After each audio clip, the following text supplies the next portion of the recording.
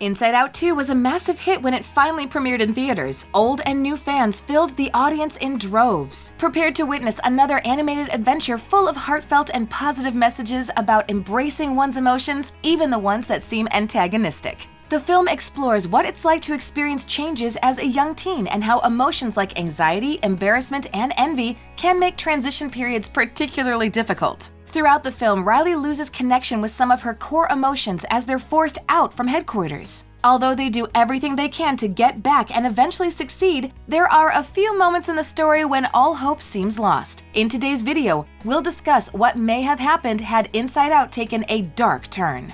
We can't go back without her sense of self. You want us to go all the way to the back of the mind? The sequel takes the core emotions away from the control panel once more, separating them from Riley and forcing them to stop interfering in her life, albeit only for 3 days. When anxiety enters headquarters with the other emotions in tow, she tries to work alongside Joy and the others. She has high expectations for their teamwork, under the impression that Joy is a formidable leader who knows how to help Riley through every situation. When Joy doesn't live up to these expectations, anxiety takes control, exposing herself as the ringleader of the new emotions. They all willingly follow her plans, believing Riley needs to change if she's going to fit in with the Firehawks and make it through high school without Bree and Grace. Anxiety and the other new emotions force their predecessors into a jar, symbolizing what it's like to bottle up emotions, making them suppressed and incapable of reaching Riley. From there, they become lost in the recesses of Riley's mind, going on a grand journey with the hope of finding and restoring her sense of self. They escape the secret vault, cross the sarcasm, find their way through long-term memory, and flee Mindworker security through Riley's imagination before braving a brainstorm. All the while, they overcome every obstacle while keeping Riley in mind, with each of them encouraging the others forward, knowing that Riley needs them to restore her sense of self if she ever wants to recover from anxiety's influence. Toward the film's end, when anxiety destroys the recall tube, ruining the core emotion's only chance at returning to headquarters, all hope seems lost. Joy herself loses faith that they could exceed, begging someone to show them the way forward while sitting in the recesses of Riley's mind, amidst her worst memories, where she concludes that growing up means feeling less joy and happiness. While it's a sad thought, Riley losing Joy and her other core emotions would have been possible in the sequel if the story wanted to go darker. Joy? Oh, no. When all the chips are down, Joy devises a convoluted and crazy plan to get herself and the others back to headquarters. Despite the dangers involved, they summon Pouchy, the companion of the cartoon character Bluefy, and acquire the tool necessary to help them escape, Dynamite. When Joy plans to blow up the memories, using them as an avalanche to ride back to headquarters, discussed comments on the plan's validity as if she didn't believe it would work. However, because of the lack of another plan, they go through with it, riding the avalanche into Riley's subconscious and into the pool where her self-image stems from. While the plan worked in the film, it leaves room to wonder how Riley's circumstances may have changed had the four emotions never made it home, and what would become of them if they were lost in Riley's mind forever. Firstly, it's worth mentioning that sadness was the only core emotion that made it back to headquarters, making the journey midway through the film. While she tries to stay hidden to watch over Riley, she's eventually discovered and apprehended by anxiety, who doesn't send her back to the secret vault but renders her incapable of interacting with the control panel. In the scenario where the other core emotions never make it home, then sadness would have two options. Try and save Riley with the help of embarrassment, risking both of them being locked within the vault forever, or complying with anxiety's wishes and try to help Riley through subtle suggestions and influences. In the latter scenario, Riley would have struggled to recover from her panic attack at the film's end,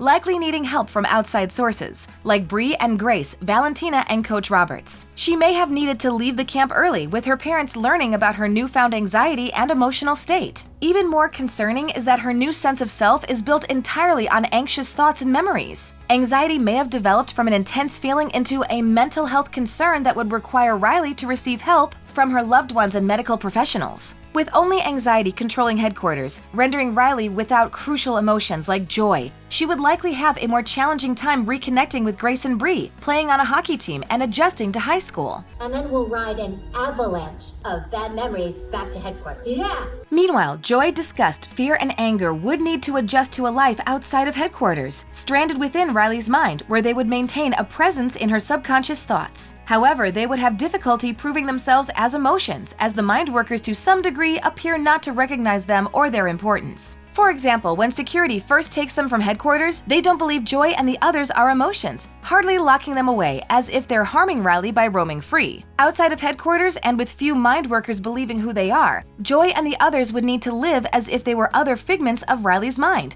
like Bing Bong, who despite Riley forgetting about him, still lived and explored her mind, collecting objects and learning about Riley based on his environment, moving from location to location, such as Imagination Land and Abstract Thoughts. In doing so, the core emotions could keep tabs on Riley, as their environment provides critical details about Riley's life and mental state. Some examples include the Islands of Personality, which represent what's most important to Riley, and the Stream of Subconscious, which shows what Riley may be thinking at any moment. In the sequel, Joy and the others watch food travel down the stream based on her hunger. They could also take up jobs in long-term memory, examining Riley's new memories to stay updated on her daily life. Unfortunately, there's also a possibility that the core emotions would continue searching for ways to enter headquarters after their first failed attempt. However, now that anxiety has reached an overwhelming breaking point, she may not welcome help from Joy, especially if she learned how to use Riley's anxiety attacks to spur her forward instead of making her freeze up during times of stress. To prevent the core emotions from overtaking headquarters,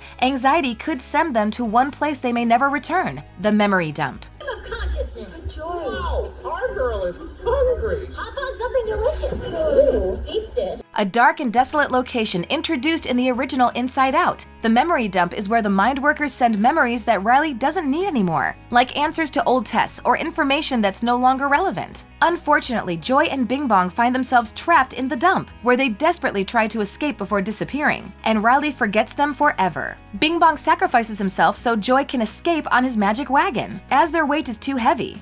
Joy witnesses Bing Bong fade away forever, and as he doesn't appear in the sequel, it's unlikely that thoughts, memories, or emotions can be remembered once forgotten. Fortunately, Riley still has hope in a scenario where she forgets essential emotions that have been with her since childhood, watching her grow up. In the introductory scene of Inside Out, Joy narrates her experiences with Riley, including how they first met.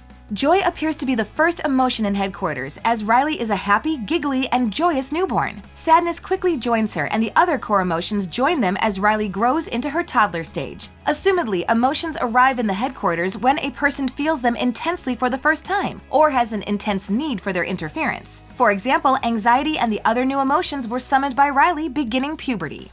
It's possible that even if Joy and the other core emotions were forgotten or lost to the memory dump, they could one day be reborn as new emotions, ones prepared to help Riley as much as their predecessors did. All it would take would be Riley feeling them again, allowing their influence to overtake her and overpower anxiety's control. Riley won't ever be happy.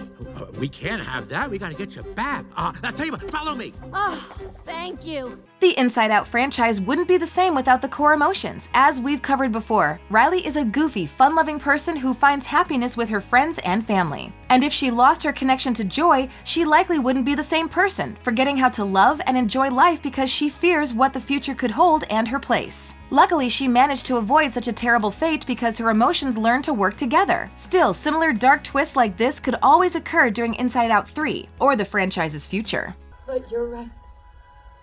We don't get to choose who Riley is. Thanks for watching. If you enjoyed this video, hit that like button, subscribe to our channel, and turn on notifications to stay updated on our uploads. That's pretty impressive. You took such good care of Riley. Thanks, I try.